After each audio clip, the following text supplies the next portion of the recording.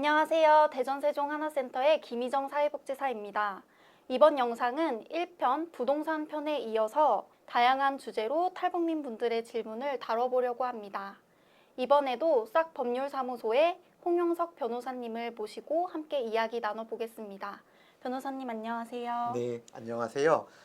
이번에도 다양한 사례를 통해서 알기 쉬운 법에 대해서 설명해 드릴 홍용석 변호사입니다. 반갑습니다.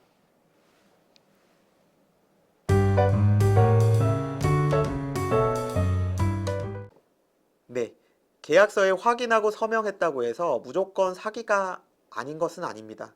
사기죄가 충분히 성립할 수도 있습니다. 피해자가 계약서에 서명했다는 사실만으로 사기죄 성립이 부정되는 것은 아니고요. 가장 중요한 요건은 기망행위가 있었는지 여부입니다. 그리고 그로 인해서 피해자가 착오를 하고 거기에 따라서 처분행위를 했는지 이것이 판단의 기준이 됩니다. 예를 들어서 다음과 같은 경우에 처벌이 될 수도 있습니다. 계약서가 작성됐다고 하더라도요. 두 가지 사례를 들어볼게요. 첫 번째는 어떤 부동산 계약을 할 때 시세를 우리가 속된 말로 뻥튀기 해서 속이고서 계약을 유도하는 경우입니다. 이런 경우에 계약서에 서명을 했다고 하더라도 사기죄가 성립할 수도 있습니다. 두 번째는 중요한 불이익 조건을 일부러 누락한 채 계약서에 넣고 계약하는 경우입니다. 대법원 판례가 있는데요. 대법원 2016도 13362 전원합의체 판결인데 그 판결에서도 마찬가지로 판단을 했었습니다. 이른바 서명사취의 경우에도 사기죄가 성립할 수 있다라는 것이 대법원의 입장입니다.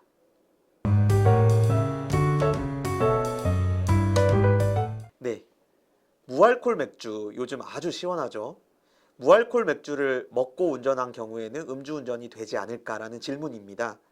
답변부터 말씀드리면 음주운전이 될 가능성도 없지는 않습니다. 설명을 드리겠습니다. 무도수, 무알콜이라는 말은 우리나라에서 법적으로 알코올 도수가 1% 미만인 경우에는 표시를 할 수 있게 되어 있다고 합니다. 하지만 음주운전은 혈중 알코올 농도가 0.03% 이상인 경우에 성립됩니다. 즉, 표기는 무알콜이나 논알콜, 제로라고 되어 있다고 하더라도 실제 음주운전이 성립하는지 여부는 혈중 알코올 농도가 0.03% 이상인지 여부를 가지고 판단하게 됩니다. 그래서 무알콜이라고 표시된 술을 마시고 운전하는 경우에 혈중 알코올 농도가 0.03% 이상으로 측정이 된다면 음주운전으로 처벌받을 수도 있다는 점을 아셔야 될 것 같습니다. 무알콜 맥주에도 아주 소량이라도 알코올 성분이 포함되어 있을 수가 있기 때문에 개인의 체질이나 그리고 섭취량이 워낙 많다라고 하는 경우에는 혈중 알코올 농도가 0.03% 이상일 수도 있겠습니다. 다만 사실 이렇게 무알콜 맥주를 0.03% 혈중 알코올 농도 이상이 되도록 마시려고 한다라고 하면 엄청나게 많은 양을 마시는 경우에 해당할 것입니다.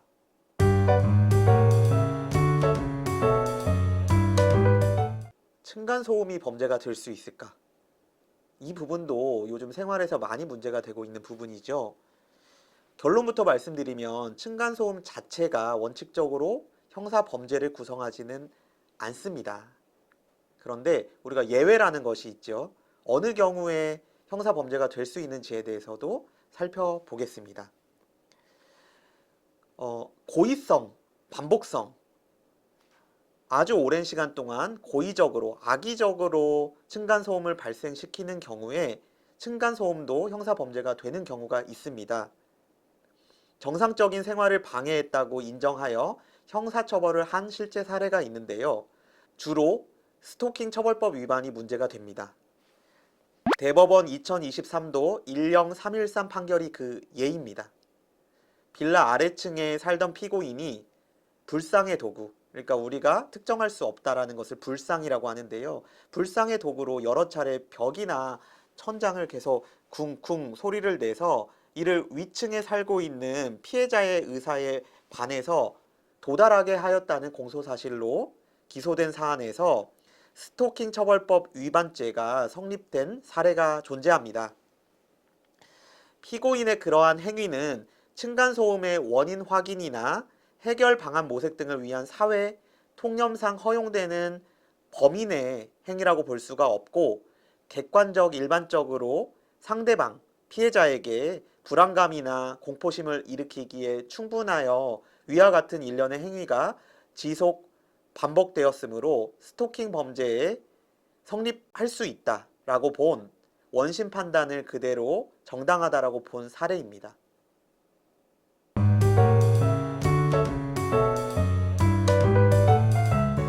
층간소음의 기준이 존재하는지, 이 부분도 되게 좋은 질문이라고 생각이 들어요. 네, 층간소음의 기준은 존재합니다.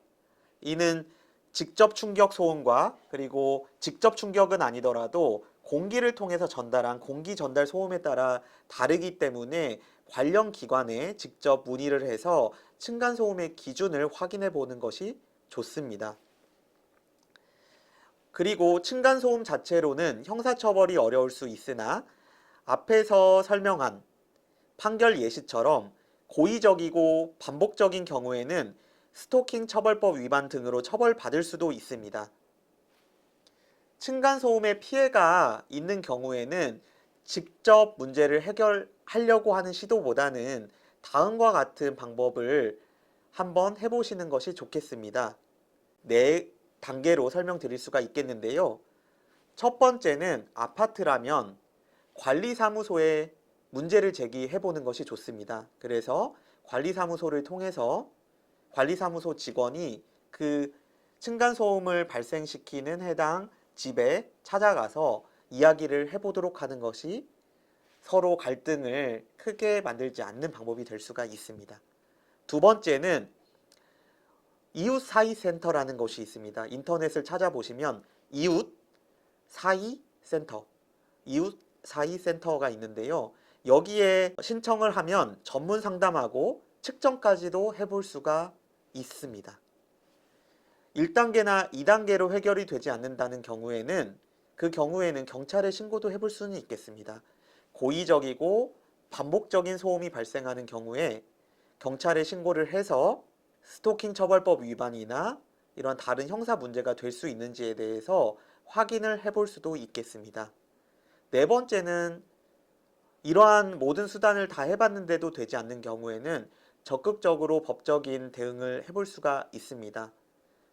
형사 고소를 하고 민사소송을 제기를 해볼 수가 있습니다. 다만 이런 4단계를 적용을 해보실 때에도 침착하게 해보시는 게 필요하고, 너무 피해가 심하다고 해서 여기에서 이것저것 흥분해서 하시다 보면 또 다른 별개의 문제가 생길 수가 있기 때문에 차분하게 침착하게 대응하시는 것이 필요합니다.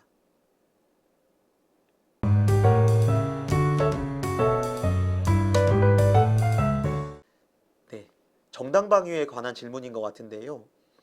결론부터 말씀드리면 상대방이 먼저 한 대 때렸고 나는 2대 때렸다. 정당방위에 해당하지 않습니다. 반대로 조금 상대방이 먼저 2대 때리고 내가 1대 때렸다.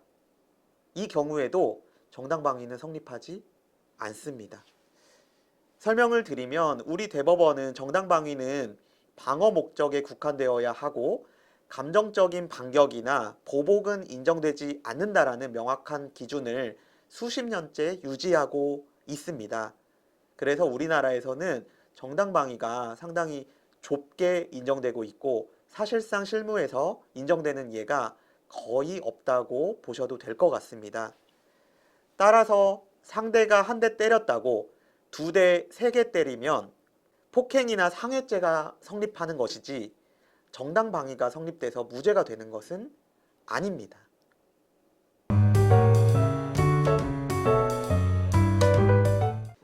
네, 음식물 쓰레기 문제, 이거는 정말 스트레스를 많이 주는 문제이지요. 여기에 대해서도 한번 살펴보겠습니다. 음식물 쓰레기통에 어떤 사람이 음식물을 봉지와 같이 넣는 경우에 이를 형사처벌할 수 있느냐? 결론부터 말씀드리면 형사처벌을 할 수가 없습니다. 다만 행정제재의 대상으로서 과태료 부과 대상이 될 수는 있겠습니다. 관련해서는 폐기물관리법 제8조가 있는데요. 폐기물의 분리배출 의무를 규정하고 있고, 같은 폐기물관리법 제68조는 그 규정을 위반하는 경우에는 100만 원 이하의 과태료를 부과할 수 있다라고 정하고 있습니다. 그런데 처음 위반한 경우에 바로 100만 원이 부과되는 것은 아니고요. 한 번 위반했을 경우에는 통상적으로 과태료 10만 원 정도 내려질 가능성이 높습니다. 그런데 반복적이고 고의적인 위반 행위가 계속되고 신고가 누적되게 된다라고 하면 법정 최고 한도인 과태료 100만 원까지는 부과할 수가 있습니다.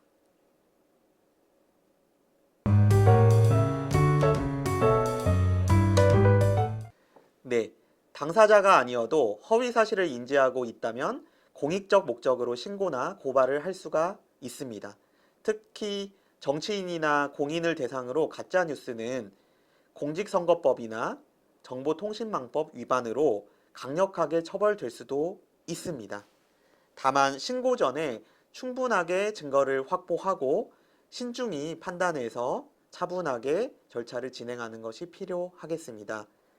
관련해서 적용할 수 있는 죄는 다음과 같습니다. 첫 번째는 형법 제307조의 명예훼손이 성립할 수 있습니다. 다음으로는 정보통신망법 제70조 명예훼손죄가 성립할 수가 있겠습니다. 다음으로 선거에 출마한 정치인의 경우에는 공직선거법 제250조 제2항의 허위사실 공표죄와 같은 죄가 성립할 수도 있습니다.